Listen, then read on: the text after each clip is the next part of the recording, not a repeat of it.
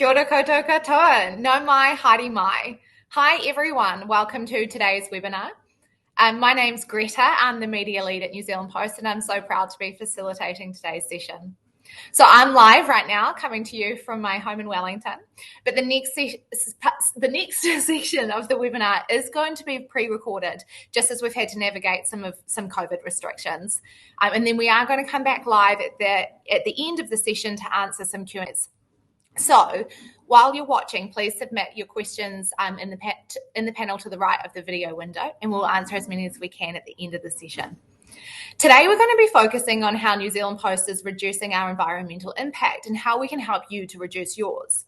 So with me today, I have Dawn Baggaley, who's our Group Sustainability Manager at New Zealand Post, and Kevin O'Byrne, who's the Managing Director at OfficeMax, who's one of our key customers at New Zealand Post. So Dawn and Kevin will be talking through OfficeMax and New Zealand Post sustainability journey, where to start, what they've learned, and how businesses can put their best foot forward. So let's get into it now. So Dawn, this first one is for you. Can you tell me, please, why is sustainability so important to New Zealand Post? Tēnā koe Greta and tēnā koutou katoa. I'm Dawn Baggaley. I'm the Group Sustainability Manager at New Zealand Post. Yeah, well, climate change is a significant and global issue. It impacts all of us everywhere and it's happening right now. So everybody has to do their bit. Every person, business and government needs to help reduce emissions to limit the worst impacts of climate change. So being a sustainable business is something that New Zealand Post started working on many years ago, and it's now embedded into our business strategy. It's about doing the right thing, and it aligns with our values and our purpose, which is delivering what people care about. It's also key to future-proofing and being a resilient business. And we recognise that we're a key supply chain partner, so our impact is considered our customers' impact too. So basically, we're all in this together, and by playing our part, we support our partners to play their part. We've had a number of successes, but like many things, there's still a lot more work for us to do to become a low-carbon business. So to guide our work, we set a science-based target and a range of initiatives we have underway to help us to achieve this. Our science-based target commits us to reducing our emissions by 32% by 2030, and that's against a 2018 baseline. And that's aligned to keeping global warming to 1.5 degrees.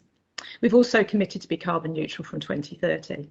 But as well as having all these plans to reduce our carbon footprint, we also work across other areas of sustainability, including packaging, community impacts, and identifying our climate risks and modern slavery risks. Thank you so much, Dawn, for sharing those insights. Kevin, over to you.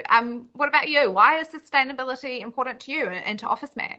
I'm Kevin O'Byrne, the Managing Director at OfficeMax New Zealand. Look, sustainability is part of our culture now. It's been a 20-year journey. And really, I think one of the impressive things about it along the way, it's just proven to us huge enthusiasm and motivation from our staff, our customers and our suppliers. Everybody is now in a position that they want to make big steps towards a more sustainable future. We recognise that the future of our business and the communities that we operate in depends on operating within planetary boundaries, but also, of course, with a much greater level of social justice than perhaps we've seen historically. Our company vision is to empower sustainable and successful workplaces. So this talks to both our internal efforts and the shared work that we do with suppliers and with customers. To echo Dawn's comment, this has been a combined effort in order to get to effect meaningful change over time. For OfficeMax, our vision translates into three key strategic goals. Firstly, to foster a safe, healthy and inclusive society. Secondly, to provide solutions for a rapidly changing world. And thirdly, to drive a low-carbon circular economy. Achieving balance across those three pillars will be crucial in our journey going forwards. OfficeMax also has a science-based target, which is a 25% reduction of greenhouse gas emissions by 2025. Thank you, Kevin. Really interesting answer. Really cool to hear more about OfficeMax and your strategic goals around sustainability. It's not something that I had really given much thought to before. So thank you so much for sharing those insights with us. Dawn, back over to you. Can you tell me, please, what is the most important thing about embarking on a sustainability journey? And I suppose it really is a journey, isn't it? Absolutely, Greta. I think for me, the most important thing to our sustainability goals is that they're supported from the top. New Zealand Post were founding members of the Climate Leaders Coalition, and our CEO, Dave Walsh, is on the governance group for the coalition. That means a lot to our work, and it opens up opportunities for collaboration with other businesses.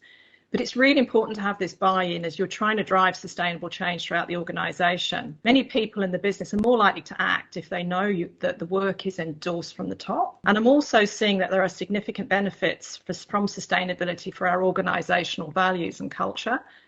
Many new recruits and candidates who apply for roles across all parts of the business want to know what we're doing in this space.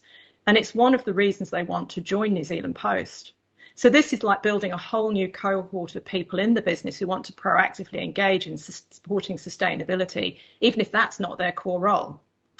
I think overall, the good news is that being sustainable creates a whole lot of value for lots of different stakeholders, and it creates a business that's financially sustainable and resilient, but not just for today, for the long term.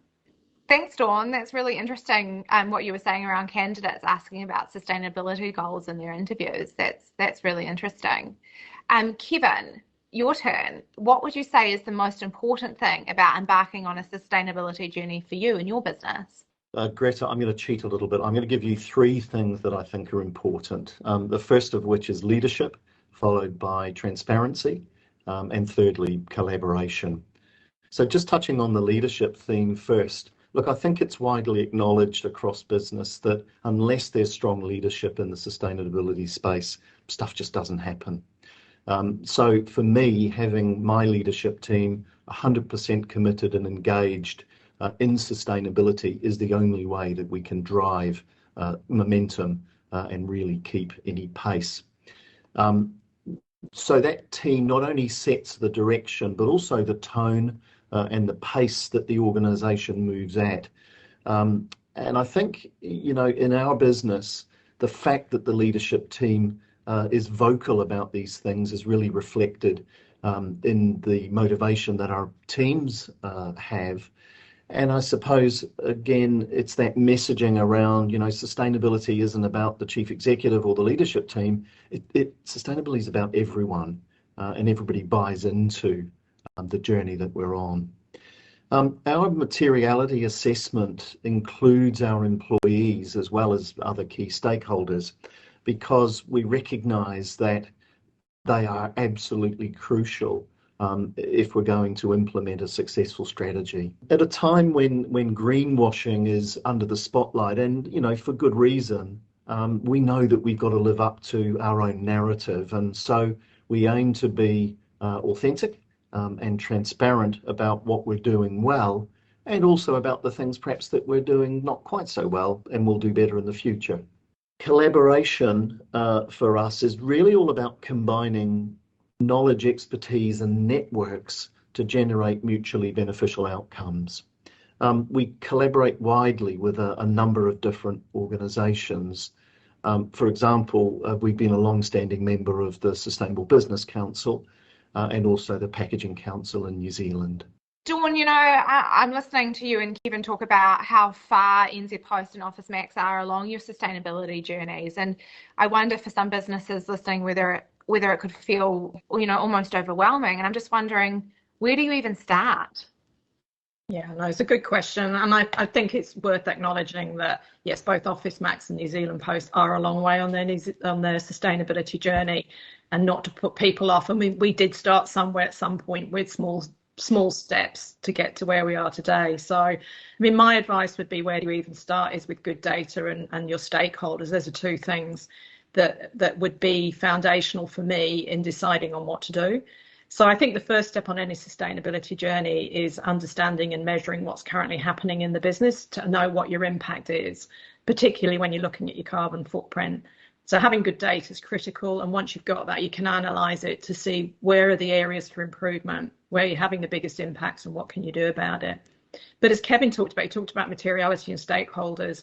I think that's really important too. So the data tells you one thing, but do you know what your stakeholders think and what they feel is important to address and why? So we've engaged with our stakeholders and done that materiality assessment for a few years and found it very useful.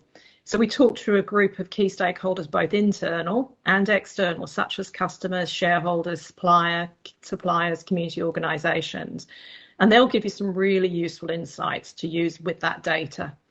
So we've done this regularly. We share those findings in our annual integrated report as a list of the issues that our stakeholders have told us that are important to them. And it has brought to our attention important concerns. So one example is a few years ago, we were getting lots of feedback that our stakeholders were concerned about single-use plastic packaging. It hadn't at that point been a big focus of our work, but following that feedback, it elevated packaging as an issue, and we started a stream of work to solve it. And that's since then, you'll have seen that we will have introduced our 80% recycled content, 100% recyclable packaging made in New Zealand. So that was a result of hearing those stakeholder concerns. So I'd say having both good data and knowing what your stakeholders are concerned about are two really important places to start to understand what to prioritise and where you begin this sustainability journey. And Dawn, where do you actually get your data from? Yeah, I mean, data is really important, and it's important to start out with collecting and collating data from the right sources. The data itself comes from a number of places. So it could be internal information, and it could be from suppliers and others. So for example, for New Zealand Post, we get a lot of data from our fuel supplier. A lot of our carbon footprint comes from fuel burn. So knowing how much fuel we're using is really important. Another key source of information might be your travel provider, just to know what's happening in terms of corporate travel. So those are the sorts of data feeds that you need to be able to then measure your carbon footprint. But there's also another aspect to that, and I think it's about consistency and transparency. So we've engaged with Toitū Envirocare. And actually, to Kevin's point, he talked about a number of other organisations like Sustainable Business Council. There's a small team of sustainability people, but we are supported by a big ecosystem of other organisations and partners to help us do this work. And so in this example with our carbon footprint, Toitū Envirocare, they're our partners, and they have helped us to measure our footprint to an internationally approved standard. And that means it's comparable. So when you look at our data and you're looking at someone else's, we've measured it the same way. There's no smoke and mirrors here. So it's given us a really robust baseline for our footprint and reporting on progress. The other good thing is that our numbers are audited and they're publicly available. So you can find our audited carbon footprint information in our annual report. And we'll put that information on our website as well. So by working to these agreed standards and having these external audits, it does give our customers and our other stakeholders confidence that they can trust and they can compare the data that we're providing with others. And then coming to customer data. So I mentioned before that our footprint is part of somebody else's footprint. This is a whole integrated and meshed system that we're in. So more recently, we started to think about how better we can help our customers to measure their footprint by providing more detailed data on carbon emissions from the deliveries that we're making on their behalf. So we'll be part of their scope 3, as described as scope 3 emissions.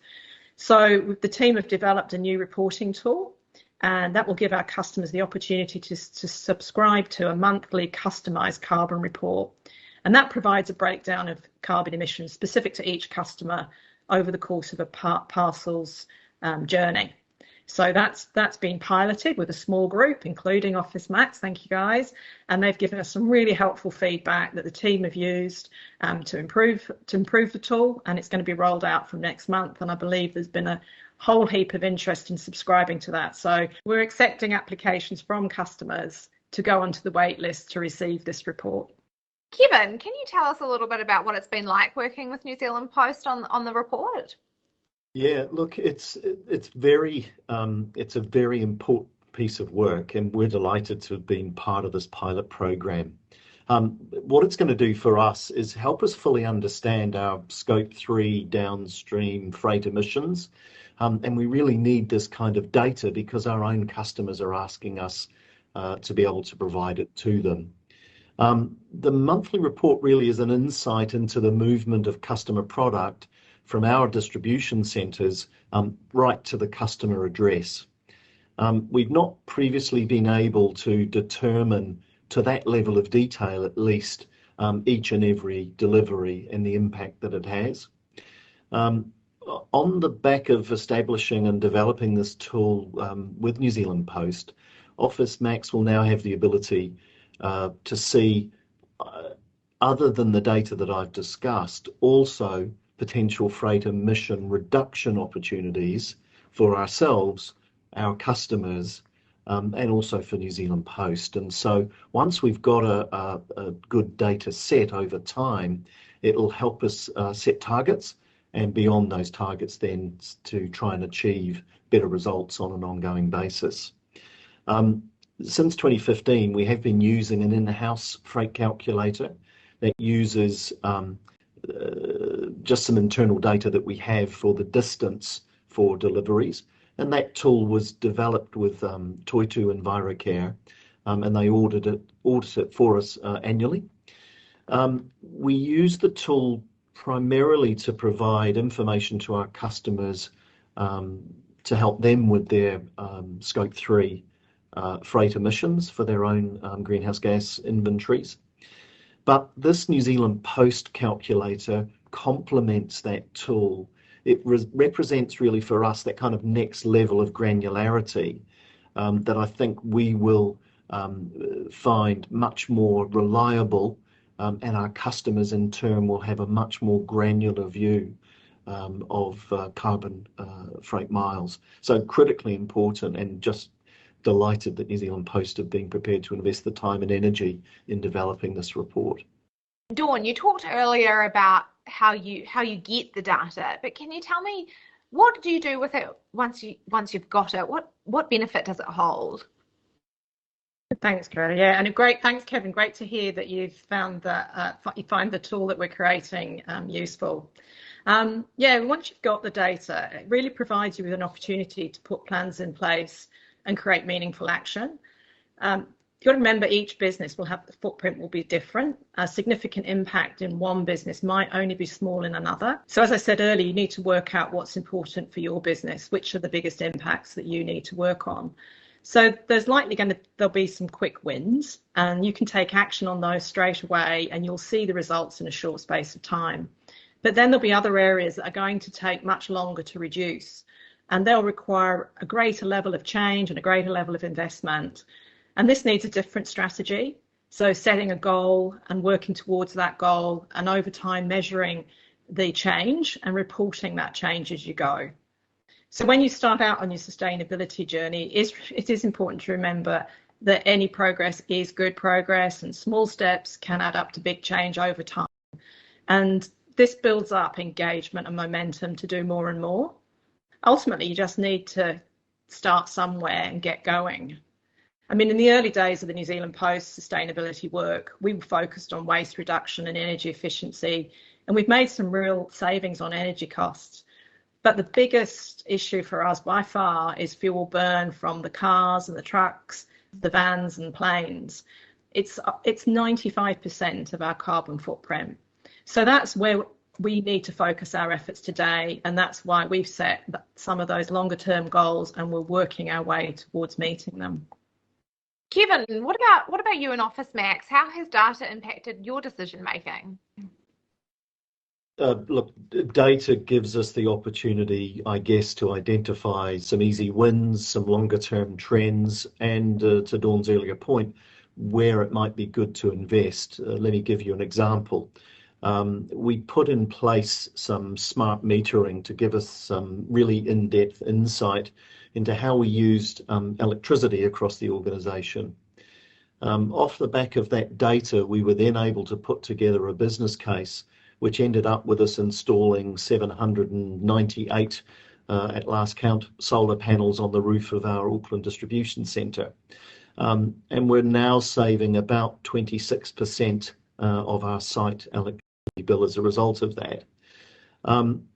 So I guess that's proof, if ever proof was needed, that by using data to make a decision, and then using data to capture the results of that decision, we've proved out that the cost, the investment was absolutely justified.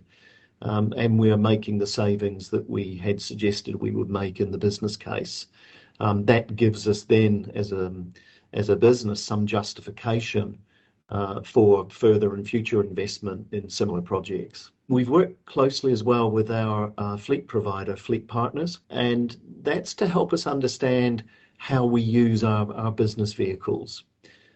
It's helped us to kind of develop and compile the strategy to help us move further down that track of having a low emissions vehicle fleet. And we're currently trialling some potential models to help us achieve that and meet our expected business needs going forwards. It's clearly, that good data enables the development of robust greenhouse gas inventory, as we've previously discussed. It highlighted for us some simple reductions, things like moving to LED lighting, for example, and to electric forklifts. So we replaced our gas-powered forklift fleet, and so we now have 60 electric forklifts across the distribution centres. We generate a monthly scorecard across the key metrics, and the one that I've given you is just one of them. So it helps us monitor our performance and our progress against the targets we've set ourselves for improvement in the sustainability space. 60 electric forklifts is quite an impressive fleet of electric forklifts. Yeah, it's a good number. I haven't lined them all up in one Photoshop just yet, but yeah, it's pretty impressive, and they're quiet. Dawn, what are you focusing on next as part of your sustainability journey for NZ Post? Well, it will include some electric forklifts, Kevin. So, yeah, very quiet and very nice to run. So, as I mentioned, that 95% of our carbon footprint comes from fuel burn from vans, trucks and planes and forklifts. And this means we need to shift away from using fossil fuels. So this is going to be a significant focus for us. We started a few years ago piloting electric vans in our last mile delivery. That was supported with funding from ECA, the low emissions vehicle funding. So very grateful for that to help us bring those vans in. And we learned a lot about how to transition our fleet by running these pilots through talking and listening to our drivers. And actually, most importantly, the drivers being able to get into the vehicles and see what they are like to use in the runs. Nothing better than actually seeing and driving one of the electric vehicles. So this has allowed us to understand what works and what doesn't work and how best to manage the transition process. So electrification is a big focus for our fleet and for our contractor fleet. And to enable this to happen now and quicker, last year we entered into a joint investment, 20 million in total, with New Zealand Green Investment Finance to create what I think is a really innovative and competitive financing model for the leasing of electric and low emission vehicles. And that's working alongside the Carbon Group, who are running this for us and providing expert advice around electric vehicles.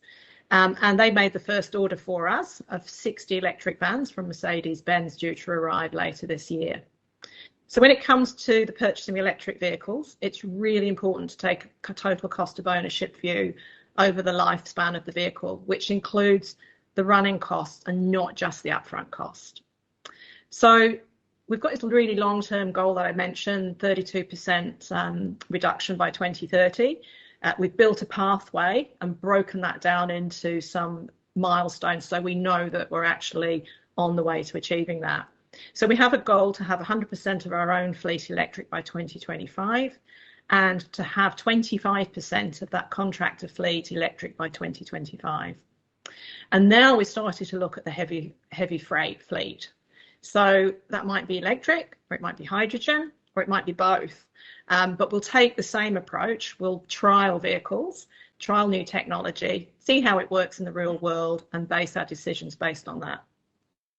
Kevin, I mean, OfficeMax is already doing a lot, but what's next for you? What's next on your sustainability journey?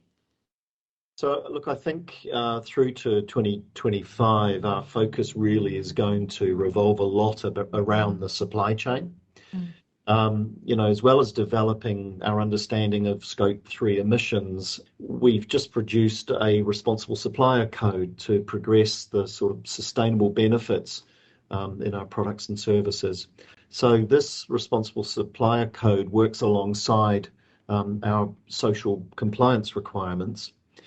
So it enables our suppliers to progress the sustainability of their operations through a staged system. The outcome to that will be to uplift the environmental and social credentials of our products and services through our supplier base. Together with this upgraded supplier group, we've also got a much stronger data capture from those suppliers around the products and or services that they sell to us. That will in turn give our customers much greater visibility over the attributes and certifications that those products carry. So, for example, on a website, a customer might choose to search for products that have certain environmental or other sustainable criteria associated with them. Even geographically, for example, they may be able to search for stuff that is local to them and source it through us. So it's got lots of opportunities coming down the track. We also have a commitment to achieve 100% reusable, recyclable or compostable packaging by 2025. So there's a fair amount of work in progressing that agenda. And we've been developing packaging guidelines to assist and encourage our suppliers to help us meet that target. We're working constantly with a group of customers to identify opportunities for either waste removal or recovery within their businesses. And finally, we're exploring with Plastics New Zealand and the Packaging Forum that we work with about recovering single-use plastics in schools, using schools as a potential repository and collection point for some of those items. So there's a lot on the agenda for you. Yeah, I mean, we have a business to run as well. This is, sustainability is incredibly important, but it sits alongside doing what we do every day as well. So yeah, it's the next few years are going to be busy for sure. So for the businesses watching today who also have a business to run, what would be your advice to them? Look, I think I could give lots of advice, but I think probably the key to it would be sustainability and all that it encompasses is critical for business success in the future, because if individual businesses don't step up and perform in this space, ultimately they won't have any customers, because customers are increasingly looking to businesses, and to some extent governments looking to business to actually lead the march in this space. And so for me, if it isn't on your agenda, you better get it on there real fast. And it needs a lot of focus. So I think for people taking those individual steps, there is a requirement to really get familiar with some of the stuff we're talking about today. Figure out where you can start your journey and start to make a difference, because it is going to literally make or break your business in the future if you don't get on this particular bus. Really good advice, Kevin. Thank you. Okay. Dawn, what about you? What advice do you have for businesses watching today who, either on their sustainability journey or need to start? Great answer, Kevin, and totally endorse what you say. This is the future, so if you haven't started, get going. And so, yeah, that's part of my advice, is get started, get connected and communicate. So, I mean, we've talked about data and analysis and understanding your impacts. Absolutely do some of that. You don't want to go off and do something that's not relevant to your business or to your stakeholders, but really don't get stuck trying to make the best plan ever before you do anything. Set a goal and get started. I think you'll just learn a lot from doing stuff, and people will see the change. And even if it's small, it's meaningful. So that get connected bit as well. I've mentioned that before. I've mentioned how, New Zealand Post couldn't be doing what it was doing without this whole ecosystem of other businesses and associations that support us. So If you're not already a member of one of those organisations, I really recommend checking out the Sustainable Business Network or the Sustainable Business Council. They've got loads of tools and they can connect you with other businesses that might be tackling the same issues. So that makes things a hell of a lot easier if you can learn from others and fast track what you're doing. And one thing I'd really say about the sustainability community is that we are very open and share. It's a great community to be part of. And so people will share what they've been doing and you can learn from that. So you don't have to start from a blank piece of paper. And then I think my last piece of advice is to communicate, because it's all well and good doing this, but you need to tell people what you're doing, be really transparent about what you're doing. The thing is, it inspires others. Success breeds success. It's motivating. It's energizing. And I think I'll go back to my first point about getting the big boss on side and having that endorsement from the top. It also makes the big boss feel good that you're actually achieving something and something to be proud of. Cool. Hi, everyone. We are back live now, and I do have Kevin and Dawn with me again to answer your questions. So some people were able to submit questions in the days and weeks leading up to today, and we've also had a bunch come in over the last half hour, which is really cool. So we're going to try and answer as many as we possibly can. Dawn, this first one's for you. Can you tell me, please, how do you plan to go carbon neutral, and are you going to offset emissions as well? Hey, thanks, Greta, and hi, everybody. I talked quite a bit about this, but I'll perhaps just sort of group all the different points together, so hopefully it makes sense. For New Zealand Post, the first thing that we're prioritising is reducing our emissions, so that is number one priority. And as I mentioned, we've got a science-based target to reduce our carbon emissions by 32% by 2030, and that's been set against a baseline of 2018. And then with those emissions that we can't reduce, our plan is to go carbon neutral and offset those emissions at that point in time. And just because I've mentioned science-based target a few times, I mean, some people may not know what that is, but basically that provides a pathway for businesses to reduce their emissions in line with science and in line with the Paris Agreement. So our 32% has been set against limiting global warming to 1.5 degrees. So that's given us a really strong science-based foundation to plan our carbon reduction efforts. But there's one exception to that. So I said we're going to offset in 2030. We do currently, and since last year, we started offsetting or making carbon neutral all of our person-to-person sending domestically and internationally.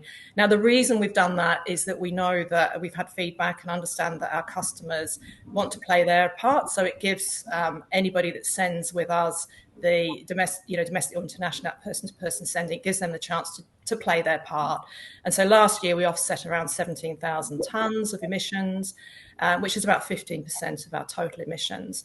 And we offset that with a range of different international and domestic offsets. The information's all on our website about that. Cool. Thank you, Dawn. This next one's for both Dawn and Kevin. So sustainability can often cost more because the environment has been taking the cost up until now. So how do you balance the costs associated with making progress in the sustainability space against your business drive to, I guess, make profit? Do you want me to kick off, Greta, with that? And then... Sure, yeah, please. Yeah. It's a good question. I mean, I think a lot of what we've done in the early days has actually resulted in lots of cost savings from, energy efficiencies, etc. But there is a point where you've got to invest for the future. And I think the way that we've been looking at it is that we're investing now to create a business that is low carbon, and it will reap us greater benefits as it makes us future fit in the coming years.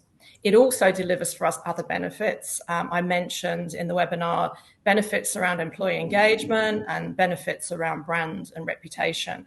So it's not just financial, but we do have to invest. And one of the things that we did when I mentioned that we decided not to offset but to reduce first, is that we agreed that in doing that, we would set aside some funds to help us to reduce our carbon emissions. And those funds are the equivalent of if we offset every year. So we do have to make some investment for the future, but it is delivering us benefits today in some non-financial and financial benefits. And we very strongly believe that it's delivering a resilient business for the future. And I think one of the conversations that we've had, Dawn, is around making sustainability progress being essential to recruiting and retaining great people. And I guess that's another way that it contributes to commercial success, right? Exactly. Yeah, that's that employee value proposition. Sorry for using jargon. But yeah, absolutely. People are attracted to come to work for New Zealand Post because of what we're doing around sustainability. And that's really important in today's employment market. Kevin, is there anything that you'd like to add on that question? Yeah, just a couple of things. Just to really endorse what Dawn has just said, in the employment market over the last few years, it's been notable that as we've recruited new people, one of the reasons they've even turned up for interview is visibility around our sustainability journey. So I think that's critically important from a recruitment brand perspective. And also effectively, this is a license to trade in a sense, in that our customers expect us to be good in this space. What I would say is, some of the investments we've made, and I talked in the video clip about the solar panels. Look, there is an extended payback period for them. When we first did the business case, it was about 9 or 10 years. Electricity prices have gone up a little since then, so the payback's about 8 years. And as we've switched the system on, it's actually generating a little bit more electricity, maybe because we've had a sunny summer, than we'd anticipated. So with those kind of variations, the payback, does start to come down. And I think also it's about the little things you can do. Every time a light bulb blows, replace it with a green one.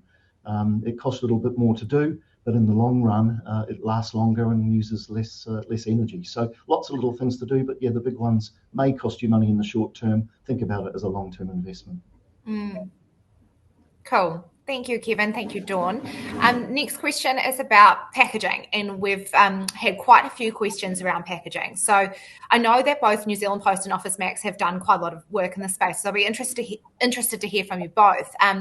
One viewer asks, between using black shrink wrap, courier bags, bubble wrap, and void fill, there is a lot of plastic packaging being used to send customer orders. I've read several contradictory articles arguing the benefits of plastic versus compostables versus paper, and they would appreciate your views on how we can ensure we're taking a responsible approach to our packaging. Dawn, do you want to take first go at answering that question, and then we'll move to you, Kevin? Sure. Agree. There's a lot of different information out there about what's best, and we not struggled with it, but trying to sort of manage all that different information. We actually ended up going externally using science. We wanted to get a science-based approach to how do we manage those questions around what's the best packaging to use.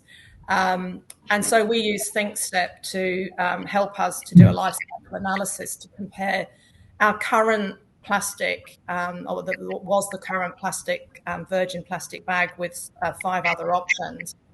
And that came up with the answer that creating a plastic bag that had 80% recycled content in it and was 100% recyclable, made in New Zealand, came out tops, had a lower carbon footprint, 2.6 times lower than the virgin plastic bag we were using. And that was also lower than the compostable and the card and a Chinese-made bag. So we put that evidence, and we also looked at some other 13 other environmental factors, and the plastic bag that had 80% recycled content actually came up tops in 11 of those others as well. So that's what we're going with. We're also continuing to look at what our options are for improving our packaging. We are working with the soft plastics recycling scheme, so really encourage people to make sure that the plastic packaging that they're using gets back into the system and can be recycled and reused again and again. So that's how we approached it. It's not the end of the journey. We still want to do more work around improving and creating a circular solution. But we needed to go I think, and get the science to be able to sort of pick through all the different aspects that we were hearing about what was best for packaging.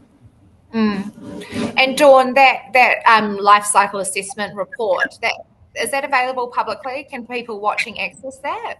Yeah. There's it's actually on our website, the full report from ThinkStep, just showing what we compared, the different environmental factors and how they stacked up against each other.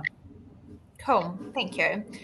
Kevin, I'm going to throw to you now, and I've actually got an additional question for you just in relation to this question.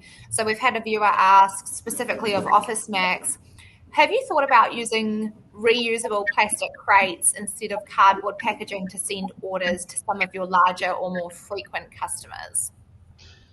So the short answer is not as yet. We are thinking about whether that's the right thing to do, but historically, about 4 years ago, we trialled a very thick-walled, collapsible cardboard box with a number of customers, really to see whether we could get a good outcome from investing in a box that was reusable, having it returned to us, and then using it again. And the economy of that was that we needed to get it back about 7 times to kind of balance out the economics of using a normal box which was recycled. So the unfortunate situation was the boxes were so jolly good that nobody ever wanted to return them. And I'm sure lots of house moves and office refits have been done using those wonderful boxes.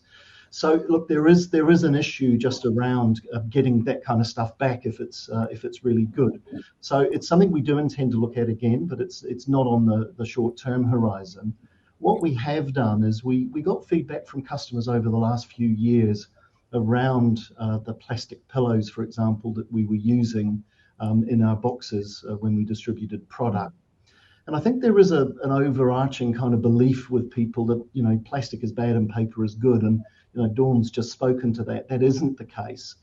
But the decision we made was to invest about $1 million in some new machinery, which enables us to make 2 footprints of box, put our goods in it, and then when it gets to the end of the line, the box is folded down to its smallest possible dimension and lidded automatically. So we got some efficiency in our distribution centre as a result of that, which to some extent is offsetting the capital cost of the equipment. And you know, we've retained a position where we've eradicated the use of plastic pillows.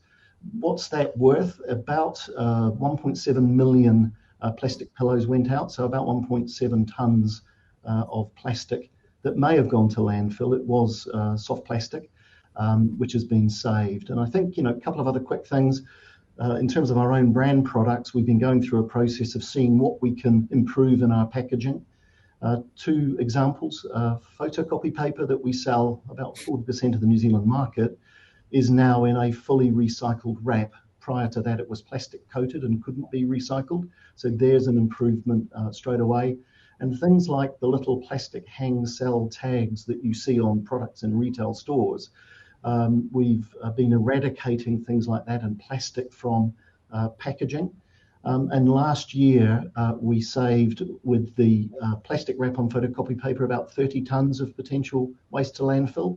And with the other initiatives we took in getting plastic out of our own brand products, about another 17 tonnes. So there are some real opportunities here to do better. Cool. Thank you, Kevin. I've got a really interesting one for both of you now.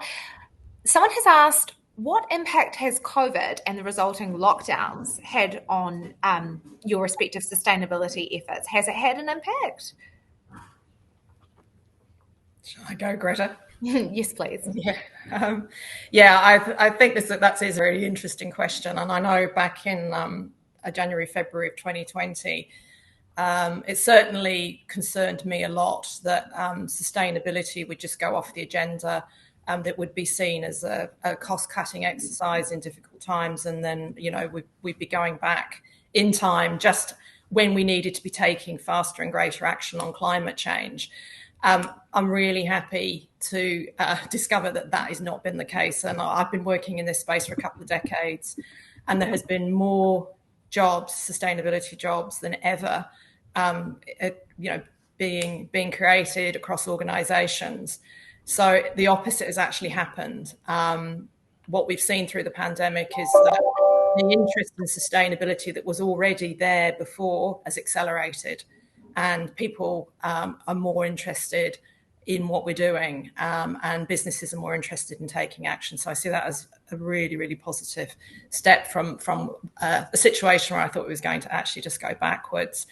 And I've talked about that. I talked about this in the webinar, that we have in that time had an enormous interest from our customers to get more information about the emissions from the deliveries we make on their behalf, which is just, again, emphasises the growth and interest in this space.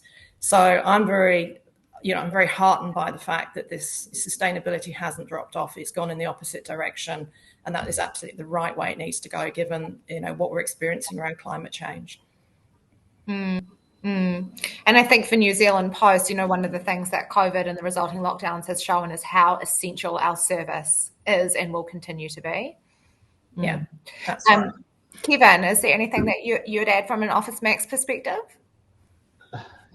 Yes. Look, I think from my point of view, of course, it's been operationally and socially really, really challenging. But I think the thing that's probably carried us through is the momentum that we already had in this space. And also between lockdowns, we were able to accomplish some of the things that that I talked about in the video clips. The materiality stuff that we did with customers and suppliers and with our own people, we did that work, in between lockdowns. It gave us an opportunity and some breathing space as the business was a little bit quieter during some of those periods, to really reassess where we were. And it enabled us, as a result of that materiality assessment, then to write our strategy, our 5-year strategy. So no, it didn't completely handbrake our progress in this space. And I would argue to some extent did win us some breathing room to just reassess and reconsider what we could be doing more of and better, and actually putting some foundations in place to build on as we come out of the other side of COVID. Thank you, Kevin. Stay there. Actually, I've got one for you. Someone has asked, how does OfficeMax ensure that manufacturers and suppliers are certified and meet environmental standards? So I've touched already on the responsible supplier code, and that's something which is new to us, and we're rolling that out with our supplier base right now. It's a kind of graduated program that enables people, whether they're just starting or whether they're well established in this space, to have a part in it. For those products that we source overseas, we use a third party to audit the factories and suppliers that we use. So from a social compliance perspective, we're well covered in that space. We also make sure that we've got certification, and we have chain of custody for FSC and PEFC. So we can, with products that are rated within those frameworks, really be able to have a good view on the certifications that supplier companies hold. And we're increasingly rolling that out now with our local supplier base as well. So it's a work in progress, and I suspect it's a job that will roll on for a little time, but we have made good progress in that space. And I think it's important as a supplier to be able to speak with some confidence that your supply chain is well managed and your suppliers are applying good disciplines and good standards to the products that we buy and sell to our customers. Thank you, Kevin. Dawn, is there anything that you want to add from a New Zealand Post perspective? Yeah, I could just a couple of points and confirming what, emphasising what Kevin said. We also have a supplier code of conduct that we use for our procurement. Sustainability and procurement teams work very closely together. So if we are procuring an item, we can have a conversation about what's the relevant sustainability criteria that we need to have in that RFP. And my team can also support the procurement team in assessing the responses that we get back to make sure that they are credible. We always look for, robust, well-known standards and certifications when we are assessing the different responses. And I think also at New Zealand Post, we've also taken the lead. It's not just about environment, but we've been taking the lead with social procurement and worked with one of our partners, Ikena Foundation, to take a lead on encouraging businesses to use some of their procurement spend to create social impact as well. So that's a very exciting piece of work that we've been doing. And again, it has a real feel-good factor for our people and has a really positive impact on those suppliers that we work with. Cool, thank you, Dawn. I've just seen a question come in asking if this recording will be made available. Yes, so the entire webinar will be made available once we're finished. We've had a couple of really interesting questions come in around buy-in with staff and management. So, Dawn, to you first, are you able to talk, please, around how you foster a sustainability-focused culture at New Zealand Post at all levels of the business, including top management? Yeah, I mean, I mentioned about having buy-in from the top being really important, but it does work both ways.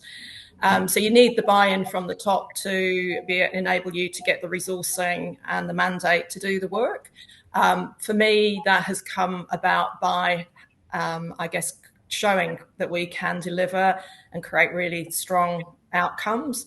And that builds the confidence, I think, in senior management that we can create benefit and value from what we're doing, and then we can build on that and create that trust there.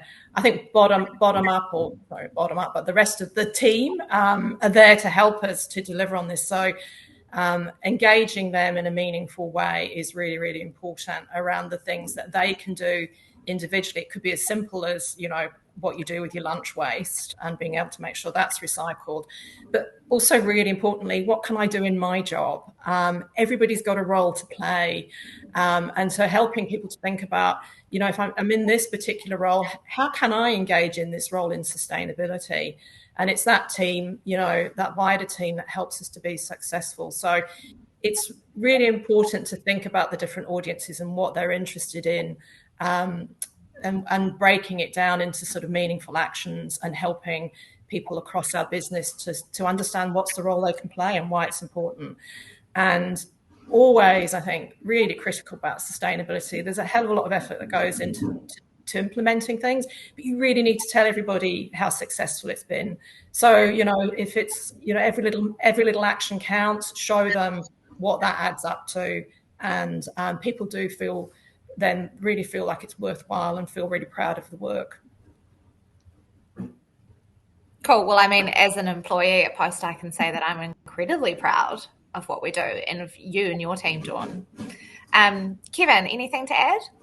I think just a couple of things. Look, in terms of the people who work in our distribution centres, they're actively involved in the recycling of plastic wrap or paper or cardboard or even the strapping that we get around products. So they're actively engaged in that. And I think the encouraging thing is when we share successes and we share new things that we're doing, there's a huge amount of support from the business. And more broadly, what I love to hear are the stories of people talk about what they're now doing at home. And so I think part of the whole sustainability journey is that companies have that opportunity to educate their customers, their suppliers, and indeed their own people around things that they can do that will make a little bit of difference. And, this is a journey of a million steps, but every little bit helps. And so recycling food, compostable stuff that we are able to also get sorted in our cafeteria, for example. People are really diligent about making sure food scraps go in the right place, for example. And it's all about the communication and messaging, I think, as Dawn has said. So celebrate the wins and, be open too about the things that you could be better at and what you're going to do about them. I think people buy that authenticity and celebrate the journey that you're on. It's a great thing. Interesting what you say around communicating and engaging with people. I think that is a really critical factor, isn't it? Look, unfortunately, that's all the time we have to answer questions today. I can see that we've been unable to answer quite a few. There's been some really, really interesting, engaging questions. So I think we'll go away and we'll have a think about how we might be able to come back to people and provide some more information, because I think there's a lot more that we could discuss on this topic. In the meantime, on to the right of your video window, there should be a tab that says info, and in there's more information about both New Zealand Post and OfficeMax and their respective sustainability goals and information. So you can check that out. And as I said, we'll have a think about how we might be able to come back. As I said, there will be a recording made available of this entire presentation, and that will be made available this afternoon, I believe, or perhaps early next week. Otherwise, Dawn, Kevin, thank you so much for joining today. It's been so interesting hearing from you both. Thank you. Thank you. It's been a pleasure. And otherwise, mā te wā, see you all next time. Thanks, everyone. See you later.